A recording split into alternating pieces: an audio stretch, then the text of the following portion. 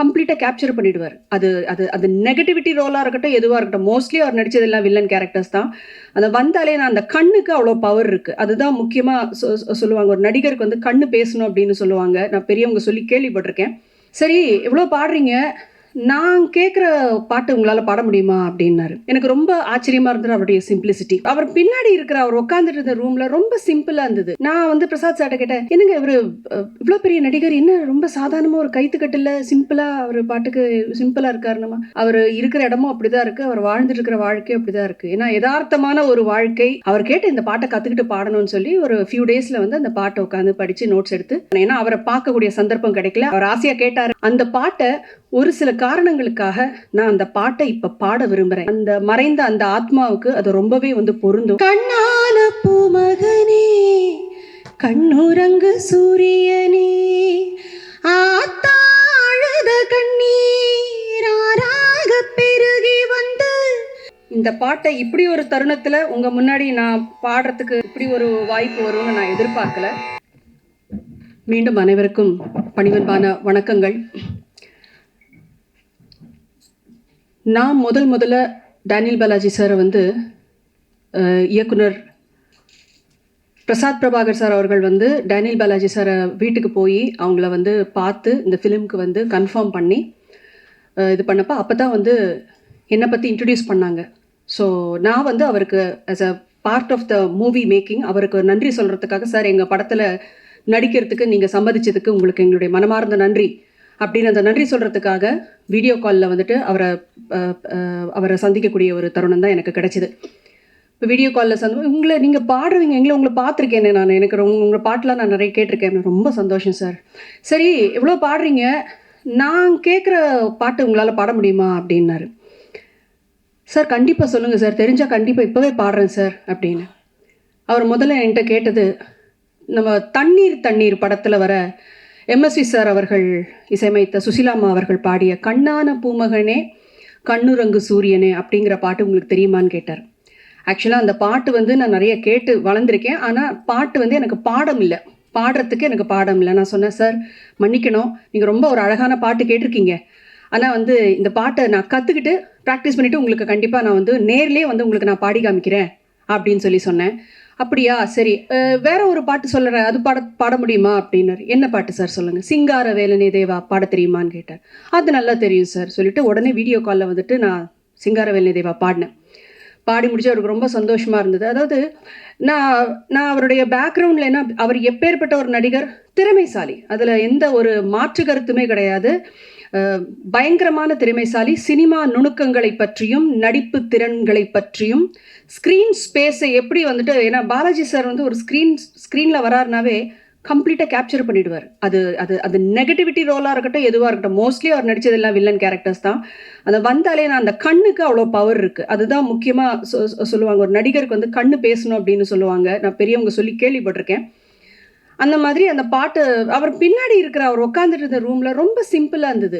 நான் வந்து பிரசாத் சார்ட்ட கேட்டேன், என்னங்க இவர் இவ்வளோ பெரிய நடிகர், என்ன ரொம்ப சாதாரணமாக ஒரு கைத்துக்கட்டில் சிம்பிளாக அவர் பாட்டுக்கு சிம்பிளாக இருக்காருமா. அவர் இருக்கிற இடமும் அப்படி தான் இருக்குது, அவர் வாழ்ந்துட்டு இருக்கிற வாழ்க்கையும் அப்படி தான் இருக்குது. ஏன்னா யதார்த்தமான ஒரு வாழ்க்கை. ஏன்னா ஸ்க்ரீனில் எல்லாரும் பெரிய ஸ்டால்வாட்ஸாக இருக்கலாம், திறமைசாலிகளாக இருக்கலாம், ஆனால் நிஜ வாழ்க்கையில் எல்லாருமே வந்துட்டு அவங்கவுங்க அம்மா அப்பாவுக்கு பிள்ளை, கணவருக்கு மனைவி, மனைவிக்கு கணவன், பிள்ளைங்களுக்கு தாய் தகப்பன், இவ்வளோதான் ஒரு குடும்பம். ஒரு ஹியூமன் பீயினோட லைஃபே ரிவால்வ் ஆகிறது இவ்வளோக்குள்ளே தான். எனக்கு ரொம்ப ஆச்சரியமாக இருந்தது அவருடைய சிம்பிளிசிட்டி. அப்புறம் இந்த பாட்டை வந்துட்டு செய்ய முன்னாடி கேட்டார், ஒரு இவ்வளோ நம்மெல்லாம் பார்த்து ரொம்ப மெச்சி ரொம்ப சந்தோஷப்பட்ட ஒரு நல்ல ஒரு ஆர்டிஸ்ட் வந்து நம்ம படத்தில் வேறு நடிக்கிறாங்க பாலாஜி சார். அவர் கேட்டு இந்த பாட்டை கற்றுக்கிட்டு பாடணும்னு சொல்லி ஒரு ஃபியூ டேஸில் வந்து அந்த பாட்டை உட்காந்து படித்து நோட்ஸ் எடுத்து நான் வந்து வாய்ஸ் நோட்டாக அனுப்பினேன். ஏன்னா அவரை பார்க்கக்கூடிய சந்தர்ப்பம் கிடைக்கல, அதனால இது வந்து எக்ஸ்டெண்ட் ஆகக்கூடாது, ஒரு ஆசையாக கேட்டார் அப்படின்னு சொல்லிட்டு அதை வாய்ஸ் நோட்டாக நான் அனுப்பினேன். பிரசாத் சார் வந்து பாலாஜி சாருக்கு அனுப்பியிருப்பார்னு நினைக்கிறேன். அந்த பாட்டை ஒரு சில காரணங்களுக்காக நான் அந்த பாட்டை இப்போ பாட விரும்புகிறேன். ஏன்னா அந்த பாடல் வரிகள் என்ன சொல்கிறதுனா, இன்றைக்கி இருக்கிற தேதிக்கு அந்த மறைந்த அந்த ஆத்மாவுக்கு அது ரொம்பவே வந்து பொருந்தும். அதனால் வந்து வித் யுவர் பெர்மிஷன் அந்த பாடலை ஜஸ்ட் நான் மாத்திரம் தான் பாட போகிறேன், நோ இன்ஸ்ட்ருமெண்ட், நத்திங். பாடலாமா? கேட்குறீங்களா? மைக் கொடுங்க, ஐபேட் கொடுப்பா.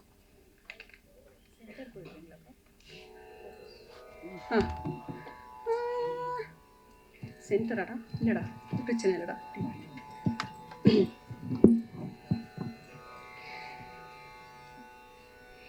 இந்த பாட்டை இப்படி ஒரு தருணத்தில் உங்கள் முன்னாடி நான் பாடுறதுக்கு இப்படி ஒரு வாய்ப்பு வரும்னு நான் எதிர்பார்க்கல.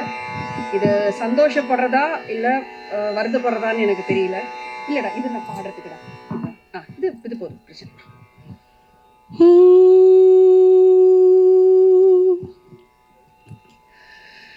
கண்ணான பூமகனே, கண்ணுறங்கு சூரியனே,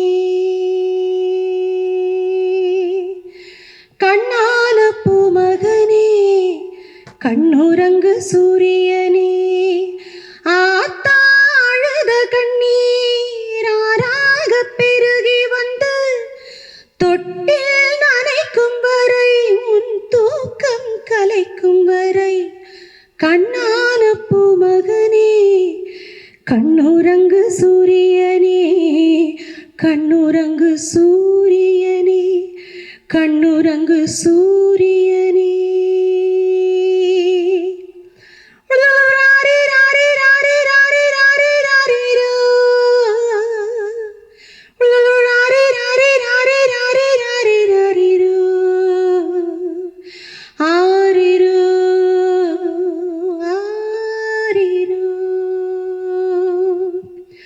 ஊத்துமல தண்ணீரே, ஏ உள்ளங்கை சக்கரையே,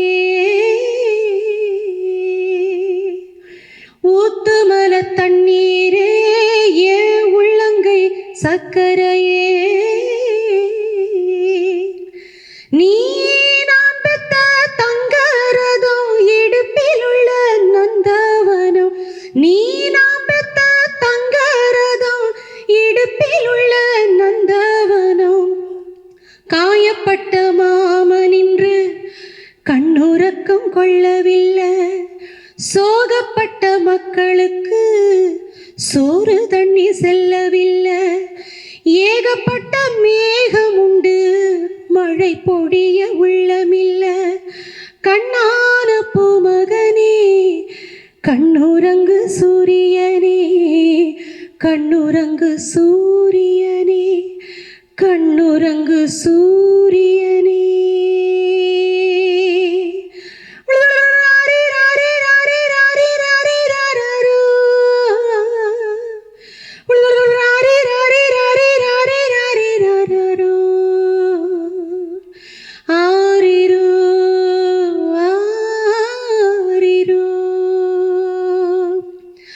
கால் முளைச்ச மல்லிகையே, நான் கண்டெடுத்த ரோசாவே, கால் முளைச்ச மல்லிகையே, நான் கண்டெடுத்த ரோசாவே, நீ தேன் வச்ச அத்தி பழம், முத்தம் தரும் முத்துச்சரம்,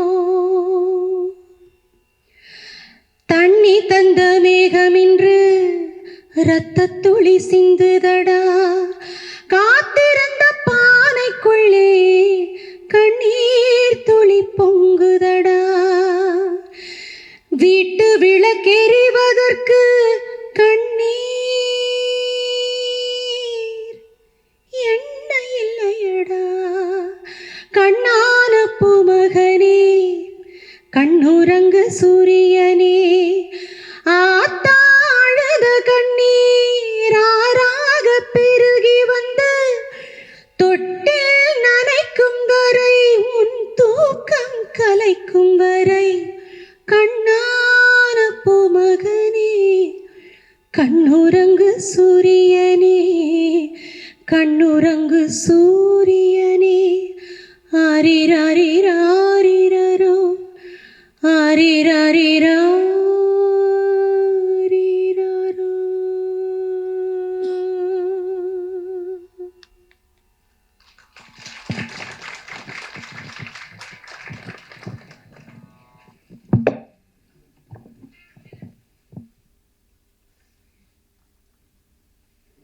வாழ்க்கையில் வந்து ஒரு சிங்கருக்கு வந்து, பாடகர்களுக்கு வந்து, இன்னும் நான் வந்து இந்த தமிழ் மண்ணில் பிறந்த ஒரு பொண்ணு, எனக்கு எம்எஸ்வி சாருடைய பாடல்களோ, இளையராஜா சார் அவர்களுடைய பாடல்களோ, ஜி ராமநாதன் அவர்கள்லேருந்து இன்றைக்கி A R Rahman sir, Anirudh sir எல்லாருமே வந்து இதெல்லாம் வந்து it is a part of culture.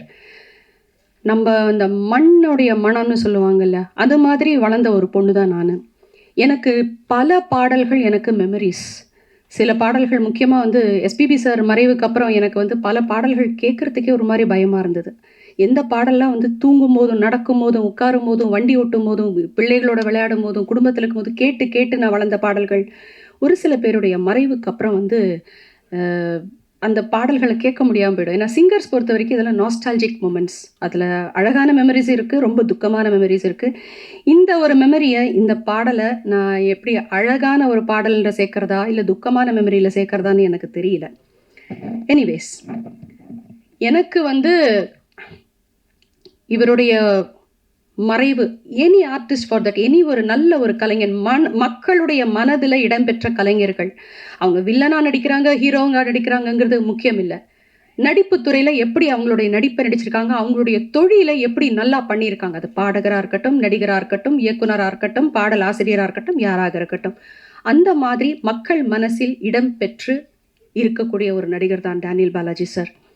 எனக்கு ஆக்சுவலாக அவர்கிட்ட வந்துட்டு அந்த வீடியோ காலில் நான் பேசினப்போ கூட அவர் ரொம்ப ஜாஸ்தி சிரிக்கல. அவர் ரொம்ப கம்மி தான் எனக்கு சிரிச்சது. இன்ஃபேக்ட் அவருடைய ஃபோட்டோ வந்துட்டு கேட்டது கூட அவர் சிரித்து இவ்வளோ அருமையாக முழுசாக நல்லா சிரித்த ஒரு ஃபோட்டோ, அந்த ஃபோட்டோ தான் எங்களுக்கு வேணும்னு சொல்லி அவங்க குடும்பத்தினர்கிட்டேருந்து கேட்டு நாங்கள் வாங்கினோம். ரொம்ப ஒரு காமான ஒரு பர்சன். ஷோபனா ஆல்ரெடி சொன்ன மாதிரி, ஆனால் பார்த்தா டெரராக இருக்கும். ஷூட்டிங் ஸ்பாட்டில் கூட வந்து எனக்கு அவர்கிட்ட பேசலாமா வேண்டாமா, சார் காஃபி சாப்பிட்றீங்களா, சார் டீ எதாவது சாப்பிட்றீங்களா, சாப்பாடு எப்படி இருந்தது, எதாவது குறைகள் இருக்கா, எதாவது தேவையா, எல்லாம் கேட்குறதுனா கூட எனக்கு ஒரு பயம். ஆனாலும் பேசுவேன், தைரியமாக போய் பேசுவேன். வேண்டாம் மேடம், தேங்க்யூ, இப்படி தான் சொல்லுவார். இந்த ஷெல்லுக்கு உள்ளே வந்துட்டு வேற ஒரு பாலாஜி சார் ஒருத்தர் இருக்கார். இங்கே ஷெல்லுக்கு வெளியில் இருக்கிறது டேனியல் பாலாஜி அவர்கள், அந்த ஷெல்லுக்கு உள்ளே இருக்கிறது பாலாஜி சார் அவர்கள். ரொம்ப ஒரு கான்ட்ராஸ்டிங் பர்சனாலிட்டின்னு தான் நான் சொல்லுவேன். படத்தில் ஒரு நடிகரை பார்க்குறதுக்கும் நிஜ வாழ்க்கையில், அவங்களுடைய யதார்த்த வாழ்க்கையில் அவங்கள பார்க்குறதுக்கும் நிறைய வித்தியாசங்கள். அவர் இவ்வளோ தூரம் ஆன்மீகத்தில் சிறந்து இருப்பாருன்னு சொல்லிட்டு ஒரு தேடுதல் இருக்கும் அவருக்குன்னு நாங்கள் எதிர்பார்க்கவே இல்லை. அது மாத்திரம் இல்லாமல் இந்த படம் ஷூட்டிங் நடந்துகிட்டு இருக்கும்போது அதிகமாக வந்து ஈஸ்வர் கிருஷ்ணாவோடையும் சாருகேஷ் அவர்களுடையும் அவர் அதிகமாக பேசியிருக்காரு. அது மாத்திரம் இல்லாமல் அவர் கூட ரன்னிங் கேரக்டராக வந்துட்டு இருந்த பாபு அவர்களோடும் முத்து அவர்களோடும் அதிகமாக அவர் வந்துட்டு பேசியிருக்கிறாரு. அப்போவே வந்து ஈஸ்வர் கிருஷ்ணா கிட்டக்க அவர் சொல்லியிருக்கிறாரு, இதுதான் என்னுடைய கடைசி படமாக இருக்கும், இதுக்கப்புறம் நான் பரிபூர்ணமாக ஆன்மீக வழியில் தான் போகிறதா இருக்கேன். இதில் என்னென்னா, மனுஷன் எவ்வளோ சம்பாதிச்ச காசும் வந்து ஒரு ஒரு அருமையான ஒரு கோயிலை வந்துட்டு கட்டுறதுக்காக யூஸ் பண்ணியிருக்காரு. அவர் வந்து பயங்கரமான ட்ரெஸ் போட்டுலாம் நாங்கள் வந்து பெருசாக ஆடம்பரமாக ட்ரெஸ் பண்ணி நான் பார்த்தது கிடையாது. அட்லீஸ்ட் இந்த ஆர்பிஎம்மோட ஜேர்னியில் அட்லீஸ்ட் நான் சொல்லணும்னா, சாதாரணமாக ஒரு வேஷ்டி வீட்டில் இருக்கும்போது சாதாரண ஒரு வேஷ்டி கட்டிட்டு தான், ஒரு பனியன் போட்டுட்டு தான் அவர் இருந்திருக்கார். That's contrast thing. அண்டு முக்கியமாக இந்த டைரக்டர் பிரசாத் பிரபாகர் சார் அவர்களோட பாலாஜி சாருக்கு நாங்கள் செட்டிலேயே சொல்லிப்போம். பிரசாத் சாரெல்லாம் நாங்கள் கிண்டல் பண்ண ஆரம்பிச்சிட்டோம். பிரசாத் சார் வந்து எதாவது சீன் பற்றி எக்ஸ்பிளைன் பண்ணுறதுக்கு கொள்றதுக்கு எதாவது வந்தானாக்கா, ஷபா வந்துட்டிங்களா சொல்லுங்கள், இப்படி தான். ஸோ அந்த ஷபாங்கிறத நாங்கள் சொல்லி எங்களுக்கு இதெல்லாம் பயங்கரமான ஒரு ஹாண்டிங்கான மெமரிஸ் ஆகிடுச்சு. ஹியூமராக இருந்த ஒரு விஷயங்கள்லாம் வந்து ரொம்ப ஹாண்டிங் ஆக ஆரம்பிச்சிடுச்சு. ரக்தூல் அங்காள பரமேஸ்வரி அம்மன் கோவில் தான் அவர் ஆவடியில் வந்து கட்டியிருக்கிற கோவில். ரொம்ப அழகான கோவில். உங்களுக்கு கோவில் போகிற பழக்கம் இருக்கிறவங்களுக்கு கண்டிப்பாக ஒரு தடவை போய் விசிட் பண்ணுங்கள். இவரை பற்றி நான் ரெண்டே விஷயம் மாத்திரம்தான் நான் சொல்லணும். நான் சின்ன வயசில் சில படங்கள் நடித்தேன். அதுக்கப்புறம் வளர்ந்ததுக்கப்புறம் அதிகமாக ஒன்றும் படங்களில் நான் நடிக்கலை. சொல்லப்போனால் பாட்டு மேல் ரொம்ப கான்சன்ட்ரேஷன் இருந்து படம் வந்து அந்தளவுக்கு நடிக்கலை நான். இந்த படம் நடிக்கும் போது எனக்கு பொறுத்த வரைக்கும் நான் ஏதோ ஒரு சில படங்கள் நடித்தேங்கிற எந்த ஒரு அனுபவம், ஒரு கான்ஃபிடென்ஸ் எதுவுமே எனக்கு கிடையாது. நான் ஃபஸ்ட்டு டே செட்டுக்கு வரும்போது டைரெக்டாக பாலாஜி சார்கிட்ட சார் உங்கள்கிட்ட ஒன்று கேட்கணும். என்ன மேடம் சொல்லுங்கள். சார், நீங்கள் நடிக்கும் போது நீங்கள் எப்படி பர்ஃபார்ம் பண்ணுறீங்கிறத பார்க்குறதுக்கு எனக்கு நீங்கள் அனுமதி கொடுக்கணும்னு கேட்டேன். அது எதுக்கு நீங்கள் பார்க்கணும்? இல்லை சார், நான் வந்து நீங்கள் தான் ஏற்கனவே நடிச்சிருக்கீங்களே. சார் இல்லை சார், அவ்வளோ பெரிய வார்த்தையெல்லாம் சொல்லாதீங்க, உங்கள் முன்னாடி அந்த வார்த்தையை சொல்கிறதுக்கெலாம் எனக்கு எந்த தகுதி இல்லை, நான் கற்றுக்கிறேன், என்னை ஒரு ஸ்டூடெண்ட்டாக நினச்சி ஜஸ்ட் அட்லீஸ்ட் நீங்கள் பர்ஃபார்ம் பண்ணுறதை எனக்கு பார்க்குறதுக்கு அனுமதி கொடுங்க. சரி பாருங்கள். ஸோ பல ஷார்ட்ஸ் வந்து அவர் எப்படி ஒர்க் பண்ணார், எப்படி, ஏன்னா ஸ்க்ரீனில் ஒரு நடிகருடைய ப்ரெசன்ஸை, அந்த பர்ஃபார்மன்ஸை பார்க்குறது ஒரு விஷயம், சாதாரணமாக இருப்பார். ஆனால் அந்த ஆக்ஷன்னு சொன்னதுக்கப்புறம் அவருடைய கண், அவருடைய பாடி லாங்குவேஜ் அந்த கேரக்டருக்குள்ளே அப்படியே வந்துடுவார். இது ஒன்று. ரெண்டாவது நான் பகிர்ந்துக்கணும்னு நினைக்கிற ஒரு விஷயம், இந்த படத்தில் ஈஸ்வர் கிருஷ்ணா அவர்களும் இங்கே இருக்கிற தயா பிரசாத் பிரபாகர் அந்த அவங்களுக்கும், இவங்க 2 பேருக்கும் வந்து இது டெபியூ ஃபிலிம். முதலாக இவங்க வந்து ஃபுல் ஃப்ளெஷ்டாக ஒரு ஃபிலிமில் அவங்க நடிக்கிறாங்க. இவங்ககிட்ட எப்படி அப்ரோச் பண்ண போகிறாரு அப்படின்னு சொல்லிட்டு எனக்கு பார்க்கணுன்னு ஒரு ஆர்வம். தயா பிரசாத் அவர்களோட வந்து காம்பினேஷன் சீன்ஸ் நிறையா பாலாஜி சாருக்கு இருந்தது. அண்ட் ஈஸ்வரும் இதே மாதிரி தான் வந்து நடிக்கும் போது, ஃபஸ்ட் டே வந்து ஈஸ்வர் நடிக்கும் போதே வந்து டென்ஷன், பயங்கர ஒரு படபடப்பு. ஈஸ்வர் என்னென்னலாம் ப்ரிப்பேர் பண்ணிட்டு வந்தாரோ, கற்றுட்டு வந்தாரோ, டோட்டலாக அங்கே மறந்தாச்சு. அப்போ இவர் ஒரே வார்த்தை சொன்னார், தம்பி நடிக்கும் போது பயப்படக்கூடாது. இன்னொன்று, நீங்கள் நடிக்கும் போது நான் டேனியல் பாலாஜி கிடையாது, நான் ஒரு சாதாரண இந்த கேரக்டருக்கு உள்ள ஒரு மனுஷன். அந்த கேரக்டரை மாத்திரம் நீ பார்த்தா போதும், உன்னுடைய வேலையை நீ கான்ஃபிடென்ட்டாக தைரியமாக நீ பண்ணு அப்படின்னு ஒரு டெபியூ நியூ கம்மருக்கு அவர் கொடுத்த உற்சாகம், அது எனக்கும் ஒரு படிப்பினையாக இருந்தது.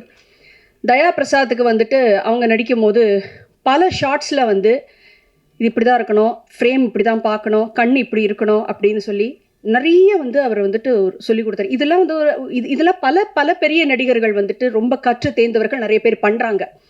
ஆனால் இது சில பேர் வந்துட்டு நான் இதுக்கு இது தலையணும், அவங்க எப்படின்னா அவங்க ஃபிலிம் அவங்க நடிக்கிறாங்க எப்படின்னா போட்டோன்னு சில பேர் இருக்காங்க. ஆனால் அந்த ஒரு பர்ஃபார்மன்ஸ் கொடுத்து, இப்போ ஈஸ்வர் கிருஷ்ணாக்கும் சரி தயாக்கும் சரி, அவங்க இந்த படத்தில் நல்லா பர்ஃபார்ம் பண்ணியிருக்காங்கன்னு ஒரு பேர் வரும்னா அதில் 50% வந்து டேனியல் பாலாஜி சாருக்கு போகும் தான் சொல்லுவேன். 50% டைரக்டர் சார் அவருக்கு போகும்.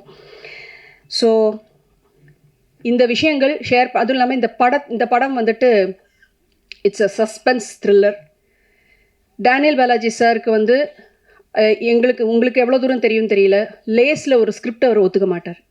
லேஸில் ஒரு ஸ்கிரிப்டை கன்வின்ஸே பண்ண முடியாது. அதுவும் இல்லாமல் இந்த க்ரைம் சஸ்பென்ஸ் த்ரில்லர் மாதிரி இருக்கிற மூவிஸை 1008 லாஜிக் இருக்கணும். ஒவ்வொரு சீனுக்கும் அந்த கதை மூவ் ஆகிற விதங்கள் எல்லாத்துக்குமே அந்த லாஜிக் இருக்கணும்.